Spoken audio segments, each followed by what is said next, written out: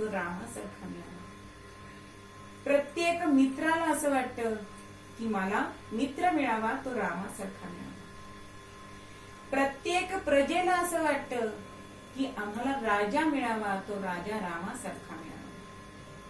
अहो एवढंच नव्हे तर शत्रूला सुद्धा असं वाटतंय की मला शत्रू मिळावा तो रामासारखा मिळावा. इतके गुण ह्या रामामध्ये आहे. तो एक बाणी आहे, एक वचनी आहे, एक पत्नी आहे. आणि म्हणूनच तो आपल्या जीवनात सुद्धा सामावलेला आपल्याला दिसतो. म्हणून रामकथा समुद्रापार न्या पल्ल्याड न्या असं समर्थ आपल्याला सांगतात. कारण ही रामकथा जी आहे ना ती ज्या ज्या वेळेला सामाजिक ऱ्हास झालेला आहे तेव्हा समाजाच्या उन्नतीसाठी म्हणून ही रामकथाच नेहमी उपयोगी पडलेली आहे. एकनाथांच्या वेळी रामकथा त्यांनी लिहिली, तुलसीदासांनी रामकथा लिहिली, समर्थांनी सुद्धा रामाची ही मूर्ती कोदंडधारी की समाजापुढे दैवत म्हणून ठेवलेलं आहे की ज्यांनी देवांना बंदिवासातून सोडवलं असा हा राम आहे. आणि अशा रामाचं तुम्ही पूजन करा. आमच्या वंदनीय मावशी सुद्धा हेच रामायणामध्ये सांगतात की रामाला नुसतं देव म्हणून पूजू नका, त्याचे गुण आपल्यामध्ये घ्या.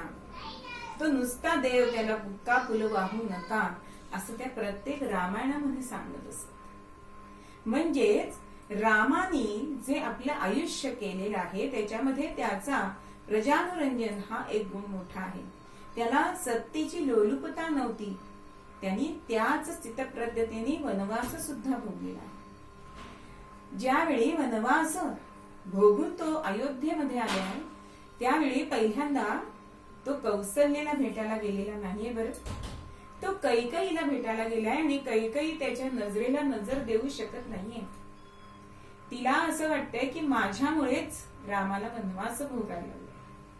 पण तिची समजूत काढताना प्रभू रामचंद्र म्हणतायत की हे माते, तुझ्यामुळे माझ्या अंगी किती पराक्रम आहे हे मला समजलं.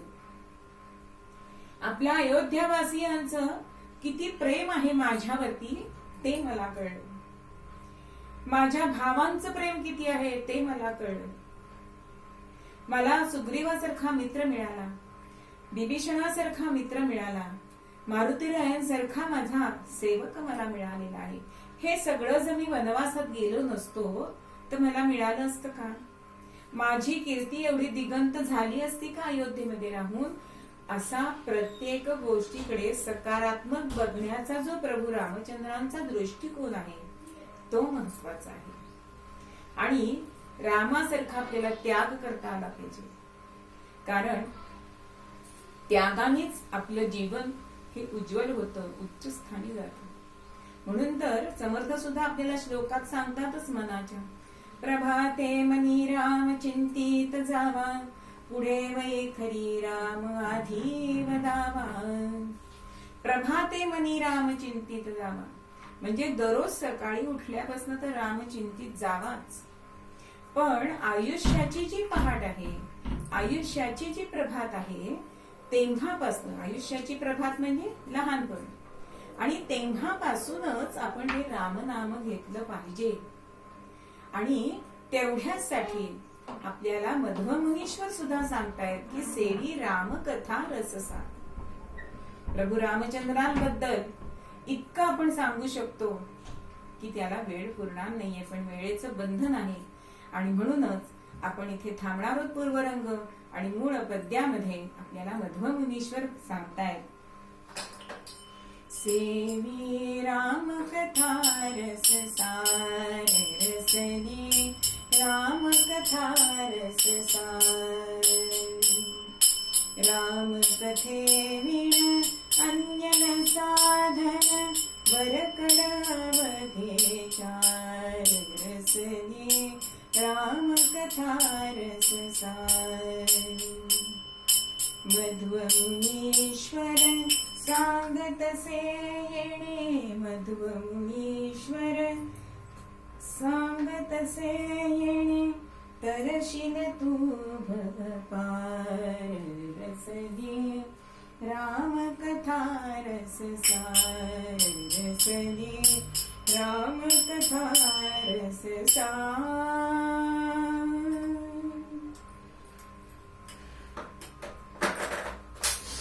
एकदा भजन करूया आणि आख्यानाकडे वळूया। करूया घोष नामाचा सद्गुरु समर्थ चरणाचा, करूया घोष नामाचा सद्गुरु समर्थ चरणाचा, करूया घोष नामाचा सद्गुरु समर्थ चरणाचा, करूया घोष नामाचा सद्गुरु समर्थ चरणाचा। सीताकांत स्मरण जय जय राम, महारुद्र हनुमान की जय, जय जय रघुवीर समर्थ, मंगलमूर्ती मोरया।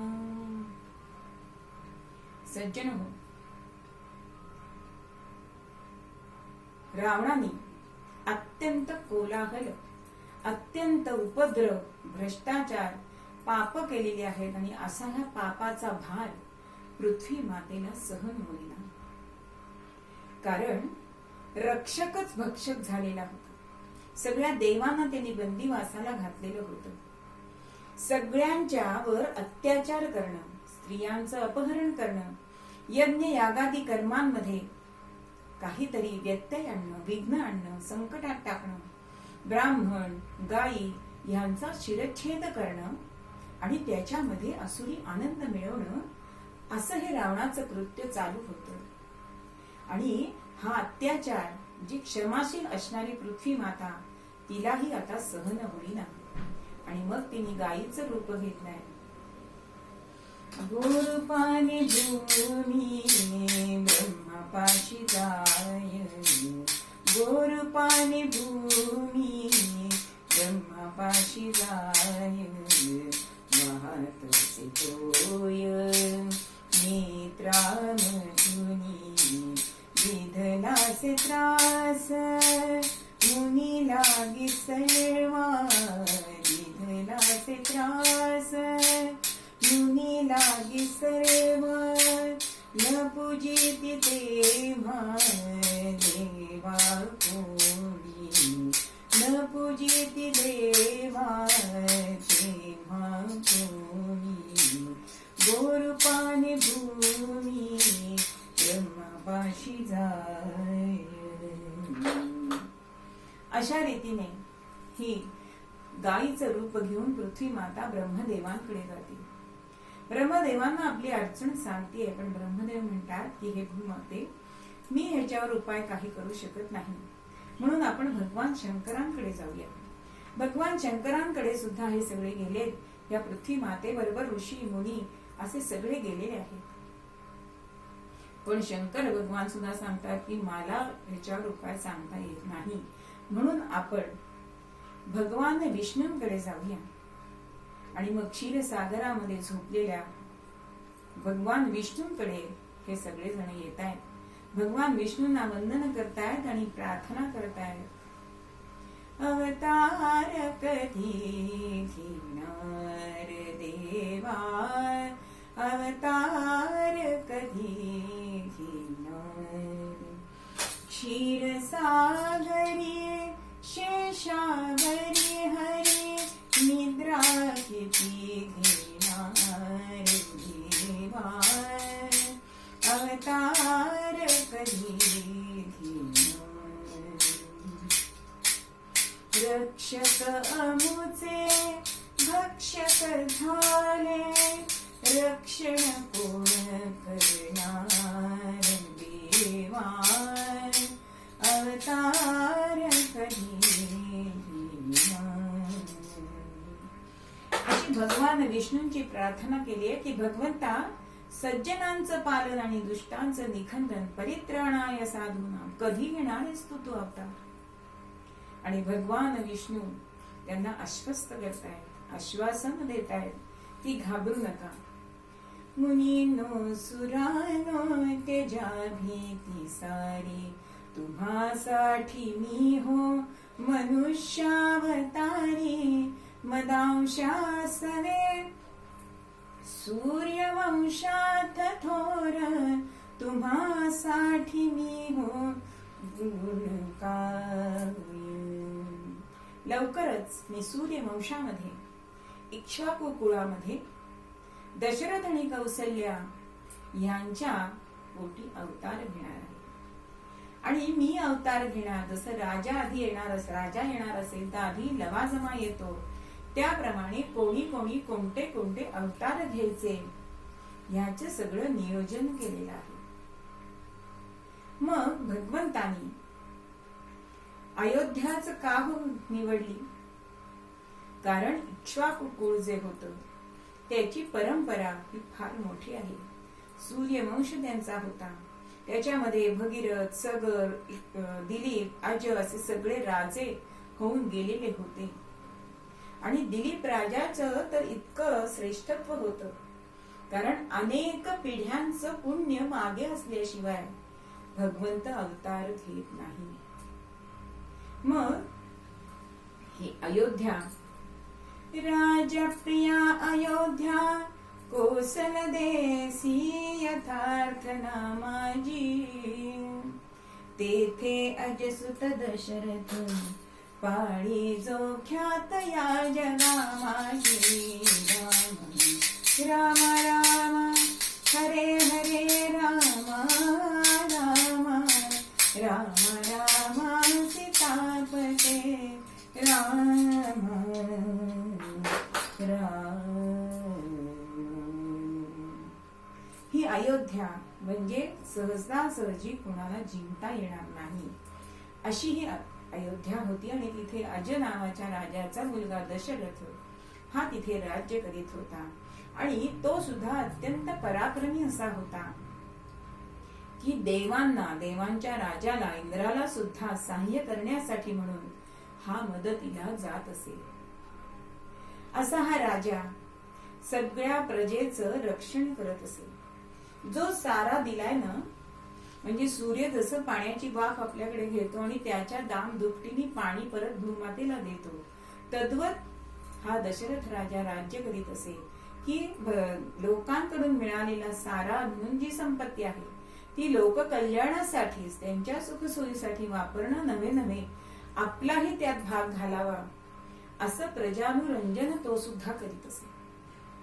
आणि त्यामुळेच ह्या शरयू तीरावरती बसलेल्या ह्या अयोध्या नगरीमध्ये कुठेच अतृप्तता नव्हती. सगळे जण सुखाने नांदत होते. कारण सुख असेल ना, मन श्रांत असेल तर सगळेजण सुंदर होते असं म्हणतात. रामराज्य तिथे होतं, सगळं चांगलं होतं, म्हणूनच त्यांच्या चेहऱ्यावरती सौंदर्य होतं. कितीही श्रीमंत मनुष्य असला तरी सुद्धा जर तो मनाने खिन्न असेल तर तो सुंदर दिसत नाही. त्याप्रमाणे हे प्रजानुरंजन असा हा दशरथ राजा करीत होता. आणि त्या दशरथाला एक दिवस असं स्वप्न पडलंय, कारण मनामध्ये खंत होती की एवढं सगळं सुबत्ता आहे पण आपल्या पोटी संतान नाही. एक दिवस आरशासमोर उभा राहिलाय आणि रुपेरी केस दिसायला लागले. खंत आलीये की मला अपत्य नाही. आणि ह्याच खिन्नतेने एकदा झोपी गेलेला असताना त्याला स्वप्न पडत आहे. त्या स्वप्नामध्ये काय दिसतं तर 2 पुरुष आणि 1 स्त्री यांचा वध आपल्या हातून झालेला आहे. अतिशय मनाला वाईट वाटलंय. आणि आपले पुरोहित वशिष्ठ ऋषी, वशिष्ठ मुनींकडे तो गेलाय आणि सांगितले की मला असं असं स्वप्न पडलंय. तेव्हा राजाला वशिष्ठ मुनी सांगतात, गुरु बोले दुष्ट स्वप्न, गुरु बोले दुष्ट स्वप्न, 3 शाप दे वधून, तेव्हा त्यांची शांती करून दोष दूर करावा. हे राजा, तू मृगयेला जा आणि 3 शापदांची शिकार करून ये, म्हणजे तुझा हा स्वप्नातला जो दोष आहे तो निघून जाईल. आणि राजा त्याच्याप्रमाणे मृगयेला गेलाय पण सावच मिळालेलं नाही. होता होता रात्र झालीये आणि पाणी प्यायला म्हणून का विना एखादं श्वापद इथे येईल आणि आपण त्याची शिकार करू, ह्या दृष्टीने राजा तिथे दबा धरून बसलेला होता. आणि रात्री बुडबुड बुडबुड असा आवाज आलाय आणि कोणीतरी श्वापद आलाय असं समजून शब्दवेधी असणारा हा दशरथ राजा बाण सोडतोय आणि बाण लागलाय आणि हे माते असं करून कानावरती शब्द आले. शर आला तो धावून आला काळ, बिघडला श्रावण बाळ, हाई गे दीर्घ शोषुनी श्वास, तो पडला जाऊनी ठोक, ये राजाच्या श्रवणी करुणावाणी, आला तो बाळा जवळी, ब्राह्मण पुत्रा बघुनी, शोकाकुल झाला नमणी, आसवे आणुनी नयनी, तो बदला हा तुझ्या नाशाला, मी पापी कारण बाळा, मी पापी कारण बाळा. जवळ येतोय तर एक ब्राह्मण कुमार आपल्या बाणाने विद्ध झालेला बघितलाय, मनात हळहळलाय, त्याचं मस्तक मांडीवर घेतलंय, त्याचा बाण काढतोय. पण तो मुलगा असतो श्रावण बाळ. आपल्या मात्या पित्यांना काशी यात्रा म्हणून करण्यासाठी म्हणून तो निघालेला असतो. अत्यंत मातृभक्त असतो. आपल्या आई वडिलांना दिवसाच्या उन्हाचा त्रास होऊ नये म्हणून रात्री प्रवास करणारा अंध असे आईबाप असतात, पण त्यांची सेवा मनापासून करणारा. तो राजाला म्हणतो की राजा, माझ्या मरणाचं खेद मानू नकोस. अरे ही काया आहे ती आज जायची नाही तर कधीतरी जाणारच, पण माझं एक काम करशील का?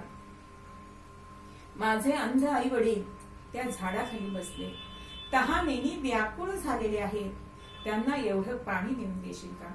एवढी माझी इच्छा पूर्ण करशील का? आणि राजा जड अंतःकरणाने तो गडवा घेतलाय, पाणी भरून गेलाय आणि त्या वृक्षाखाली गेलेला. पायरव ऐकू आली आणि श्रावण बाळा, काय एवढा उशीर झाला? आम्ही एवढ्या रात्री तुला पाणी आणायला सांगितलं म्हणून रागवलंच का रे बाळा? असं ते माता पिता त्याच्याशी बोलताय, पण राजा उत्तर देत नाही. कारण राजाला वाटत होतं मी जर बोललो तर यांना समजेल की ह्यांचा बाळ नाही. पण माता पिता म्हणतात की श्रावण बाळा, तू आमच्याशी बोलल्याशिवाय आम्ही पाणी घेणार नाही, असं मात्र सांगितलंय. आणि त्या दुःखी माता पित्यांना झालेला सगळा वृत्तांत सांगितलाय. धाय मोकलून छाती आपटून रडायला लागलेले आहे. आणि राजा राजा काय केलंस? आमच्या आंधळ्यांची काठी घेतलीस, आमचा म्हातारपणाचा आधार तू काढून घेतलास, आणि आता आम्ही तरी जगून काय करू? म्हणून मरायच्या आधी शाप देत आहेत राजाला. प्राणांत काळी मग शापिती त्या नरेशा, तू पुत्र पुत्र करुनी मरशील ऐसा.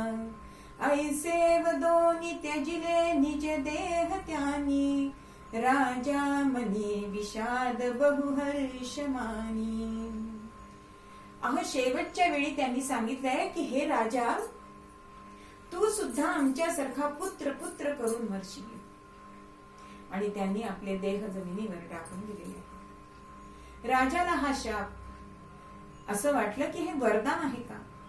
कारण पुत्र पुत्र करून मरण्यासाठी का होईना पण मला पुत्र होणार, म्हणून मनामध्ये त्याला हर्ष सुद्धा झालेला आहे. पण आपल्या हातून ह्या तिघांची हत्या झाली आहे म्हणून विषाद सुद्धा झालेला आहे. पुढे त्या तिघांचं क्रियाकर्म केलंय, राजवाड्यामध्ये आलाय, झालेली हकीकत वशिष्ठांना सांगितले. आणि वशिष्ठांनी तेव्हा त्याला सांगितलंय की तू आता पुत्र कामेष्टी यज्ञ कर. आणि त्या यज्ञासाठी म्हणून विभांटक ऋषींचा जो मुलगा ऋष्यशृंग त्याला इथे आणा, त्याला त्याचं पौरोहित्य करू दे. मग ऋष्यशृंग मुनींना तिथे आणलंय. शांता नावाच्या मुलीशी त्याचे लग्न केलंय, की जी दशरथाचीच मुलगी होती, पण ती त्यांनी मित्राला दिलेली होती. आणि मग ह्या दोघांचा विवाह झालाय आणि ऋष्यशृंग ऋषींनी त्यांना पुत्रकामेष्टी यज्ञाची दीक्षा दिलेली आहे. दीक्षा म्हणजे काय, तर व्रतस्थ राहणं.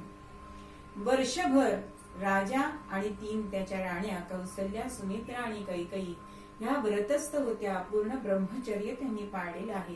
कंदमुळं खाल्लेली आहेत. ध्यान, धारणा, उपासना असं ते करतायत. आणि हा पुत्र कामेष्टी यज्ञ चालू झालेला आहे.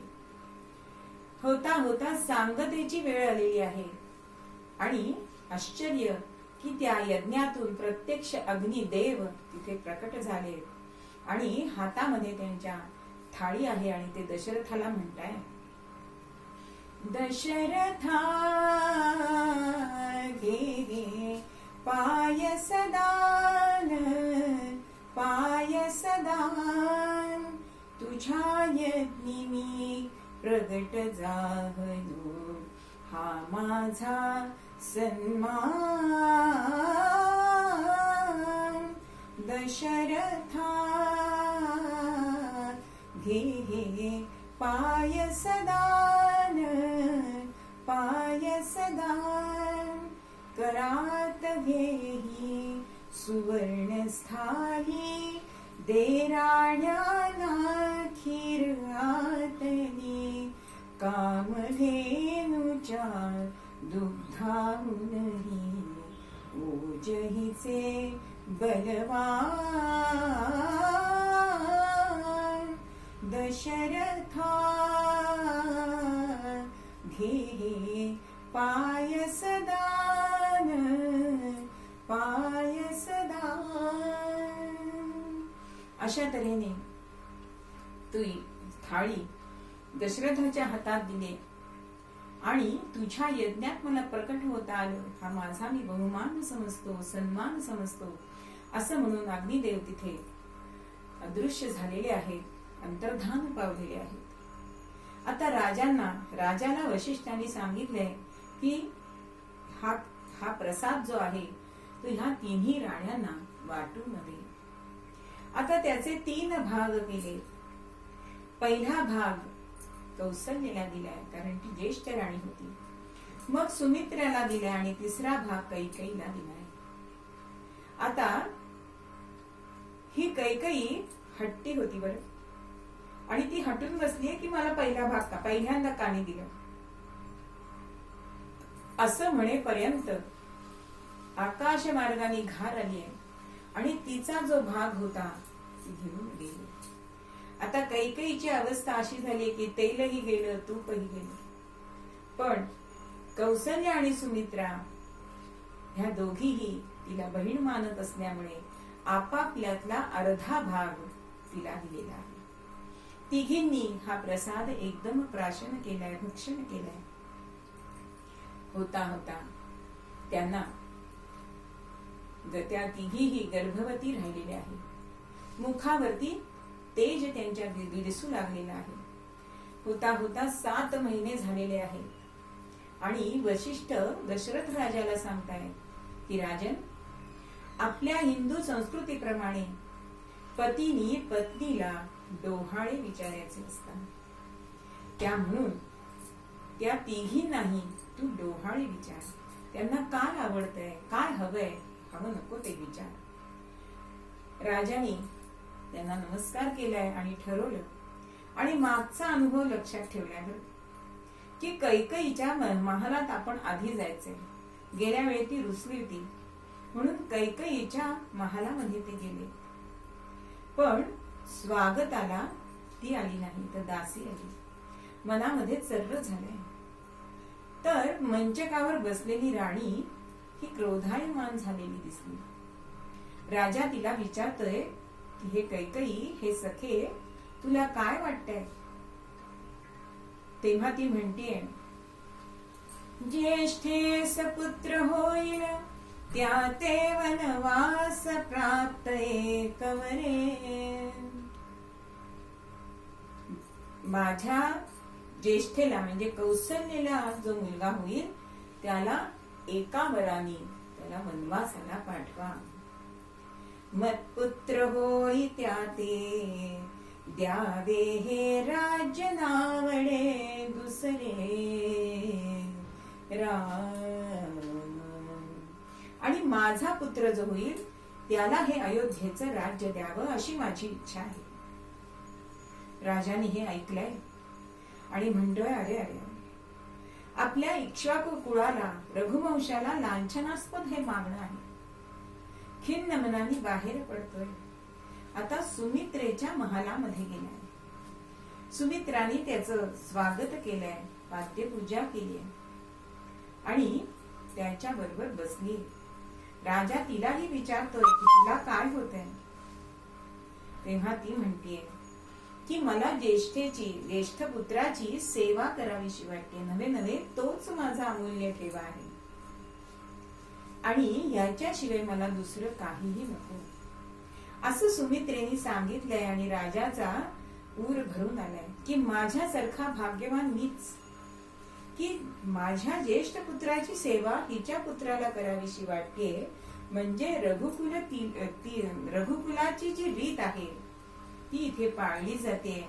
आणि यांनी राजा खूप उल्हसित झालाय आणि त्याच मनस्थितीमध्ये तो कौसल्याच्या महालामध्ये येतोय. कौसल्याच्या महालामध्ये आल्यानंतर बघतो तर राणी भानावर नव्हती, समाधी अवस्थेमध्ये गेलेली असं त्याला वाटत होतं. पण त्याला असं वाटतंय भूतावितांनी पछाडले की काय. वशिष्ठ मुनींना पाचारण केलं जातं आणि तिला भानावर आणण्यासाठी म्हणून तो म्हणतोय की कौसल्य, तुला आठवतंय आपल्या लग्नामध्ये आपली नाव त्या रावणाने बुडवली होती. रावणाचं नाव ऐकलंय मात्र आणि ताडकन ही कौसल्या उभी राहिली आणि म्हणतीये, आणा रे धनुष्य मारीन रावण लंका विभीषणा देईन मी. आणा रे धनुष्य मारीन रावण लंका विभीषणा देईन मी.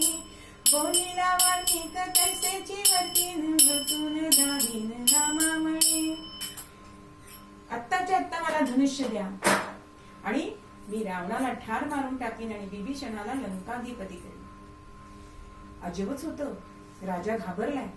पण वशिष्ठ त्याला सांगतायत, आश्वस्त करतायत की राजा भिवू नको. ते प्रत्यक्ष परब्रह्म तुझ्या पोटी येतंय. कौसल्याला वशिष्ठ मुनींनी नमस्कार केलाय. होता होता 9 मास 9 दिवस झाले. चैत्र उजाडलेला आहे. वसंत ऋतू सुरू झालेला आहे आणि चैत्र मास त्यात शुद्ध नवमी तिथी. गंधयुक्त तरीही वात उष्ण हे किती. 2 प्रहरी कागशिरी सूर्य थांबला.